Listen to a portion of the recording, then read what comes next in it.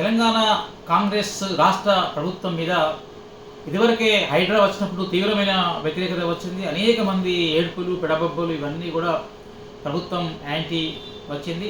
ప్రజల్లో కూడా చాలా ఇల్లు కోల్పోయిన వాళ్ళ మీద, హైడ్రా వల్ల ఇల్లు కోల్పోయిన వాళ్ళ మీద తీవ్రమైనటువంటి సానుభూతి ఏర్పడి చివరికి దాన్ని వెనక్కి తీసుకునే పరిస్థితి, లేకపోతే స్తబ్దంగా ఉంచాల్సిన పరిస్థితి కాంగ్రెస్ పార్టీకి, అధికార ప్రభుత్వానికి వచ్చింది. దాంతో కూడా బుద్ధి రానట్టున్నది. నిన్న మొన్న ఖమ్మంలో సంఘటన మనం చూస్తాం. ఖమ్మంలో జరిగినటువంటి సంఘటనలో అక్కడ ఉన్నటువంటి 600 పైగా కుటుంబాలను ఏ నోటీస్ ఇవ్వకుండా, ఏమాత్రం చెప్పకుండా వాళ్ళందరినీ కూడా వెంటనే వాళ్ళని బుల్డోజర్లు పెట్టి తొలగించినటువంటి సందర్భం. దుర్మార్గమైనటువంటి విషయం ఏంటంటే, పత్రికా స్వేచ్ఛ ఈ దేశంలో ఉన్నదా లేదా అనేటువంటిది, వాక్ స్వతంత్రం ఉన్నదా లేదా అనేటువంటిది ఒక ప్రశ్నార్థకంగా మనకు ఉన్నదా లేదా అనేటువంటి ప్రశ్నార్థకంగా కనపడుతున్నది.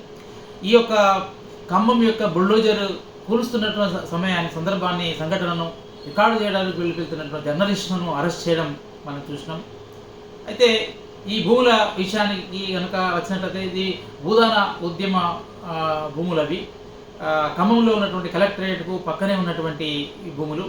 ఇవన్నీ కూడా విలువైనటువంటి భూములు. వాస్తవానికి ఇవి ఎంఎల్ పార్టీ వాళ్ళు గత ఒక 10 సంవత్సరాల క్రితం ఎంఎల్ పార్టీకి సంబంధించిన వాళ్ళు పేదలైన వాళ్లకు, భూమి లేనటువంటి వాళ్లకు అక్కడ కొంత భూమిని వాళ్ళకు కేటాయించారు. జెండాలు బాతి కేటాయించినటువంటి స్థలంలో చాలామంది ఇల్లు కట్టుకోవడం సహజం. అది ఒక 8 సంవత్సరాలు 10 సంవత్సరాల క్రమంలో జరిగినాయి.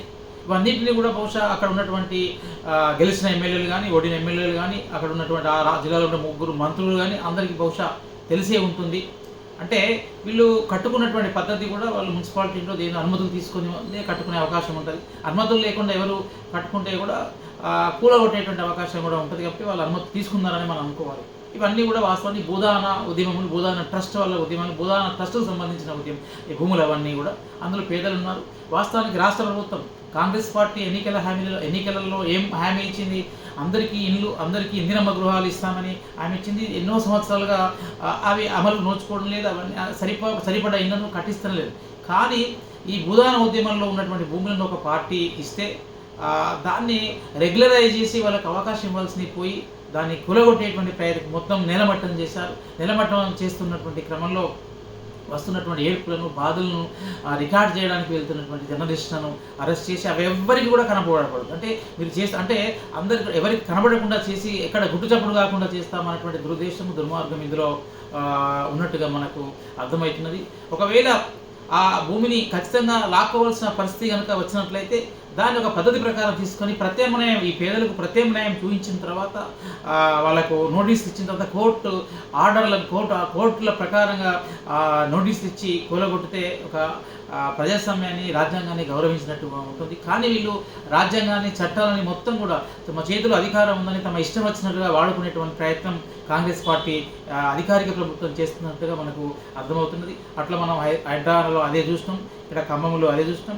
చాలా సందర్భాల్లో వాళ్ళకి కావాల్సి అంటే ఎక్కడైతే పేదవాళ్లకు నోరు ఎక్కడైతే ఉండదో, మీడియా ఎక్కడైతే పోగస్ పెట్టలేని స్థితిగా ఉంటుందో, మాట్లాడలేని స్థితిలో ఉంటుందో అట్లాంటి వాళ్ళందరినీ కూడా నిర్లక్ష్యంగా కూల్చేయడం అనేటువంటి చాలా సందర్భాల్లో చాలా చోట్ల కనబడుతున్నది. ఇది అనేక పార్టీలు చేస్తున్నాయి. ఈ అనేక పార్టీలు అంటే రోడ్ల వెడల్పు పేరుతోటి, ఆ తర్వాత ప్రజలకు ఈ ఇబ్బందులను కలిగిస్తుందని, తొలగించాలని, ఈ ఇబ్బందిని పరిష్కరించాలనే పేరుతోటి, రకరకాల పేర్లతోటి అనేకమైన భూములు ప్రజలను ఇబ్బంది పెట్టడం, ప్రజలు కన్నీళ్లు పడేలా చేస్తున్నారు. కానీ అక్కడక్కడ కొంతమంది పెద్ద సంఘటనలు జరిగినప్పుడు మీడియా ప్రజల దృష్టి తీసుకొచ్చినప్పుడు చర్చలు జరుగుతున్నాయి, చర్చలు వస్తున్నాయి. కానీ మిగతా చాలా విషయాలలో చర్చలు లేవు. దీన్ని ప్రజలందరూ కూడా గుర్తించాల్సిన అవసరం ఉన్నది. అంటే నిజమైన ప్రజల ప్రభుత్వం అని చెప్పుకునేటువంటి కాంగ్రెస్ 2 నాలుకల ధోరణి, ఈ వైరుధ్యమైనటువంటి విషయాలు కనబడుతుంది. వీళ్ళు ఎప్పుడు కూడా మనకు మాట్లాడుతున్నటువంటి మాటలకు, చర్యలకు విరుద్ధంగా వీళ్ళ యొక్క ప్రవర్తన, వీళ్ళ యొక్క పద్ధతులు కనబడుతున్నాయి. ఈ హైడ్రా వచ్చిన తర్వాత విపరీతమైనటువంటి ఆగ్రహం ప్రజలు కలిగిన తర్వాత నాయన కొంత మార్పు చేర్పులు చేసుకోవాల్సి ఉండే, కానీ దురదృష్టవస్తు కానీ ఇప్పుడే ఎలక్షన్లు లేకపోవచ్చు. గత ఇంకా 2 సంవత్సరాల తర్వాత 3 సంవత్సరాల తర్వాత మళ్ళీ ప్రజల వద్దకు వెళ్ళాల్సి వస్తుంది. కానీ ఈ ఆగ్రహం, ఈ కోపం, ఈ దుఃఖం ఇదంతా కూడా ప్రజల్లో గూడు కట్టుకుంటుంది. సరైన సందర్భంలో వాళ్ళు సరైన విధంగా వేటు వేసే అధికారం ఉందని కాంగ్రెస్ పార్టీ వాళ్ళు, అధికార పార్టీ వాళ్ళు ఎవరున్నా కూడా గుర్తించాల్సిన అవసరం ఉంది.